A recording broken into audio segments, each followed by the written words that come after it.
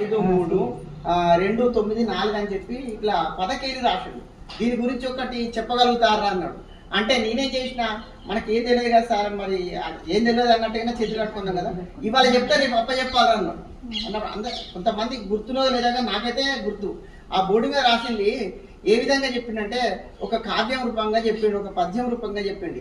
6-1-8 సారంగము 7-5, 6-1-8 సారంగము 7-5 సరసగా 3 ధీరలు 2-9 ధీరలు 2-9 శ్రీరాముల కడకు 4 శ్రీ రఘురామ అని చెప్పిండు. అయితే ఇది అది అప్పుడు చెప్పినప్పుడు మళ్ళీ 2 రోజుల తర్వాత ఇది వచ్చి సార్కు నోటిగా చెప్పిన, నేను ప్రత్యేకంగా చెప్పిన సార్ అని చెప్తే అప్పుడు నన్ను ఎత్తులే చేయబెట్టాడు. ఇట్లా చేయబెట్టారని నువ్వు వేద పురుషుడు అవుతావు రా అన్నాడు.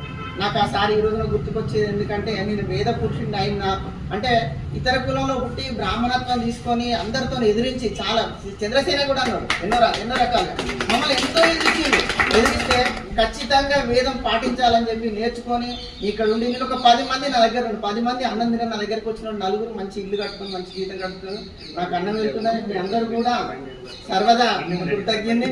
చాలా సంతోషం ఇక్కడ రావడం. సురేష్ అన్నకు మన వాళ్ళందరికీ కూడా ధన్యవాదాలండి.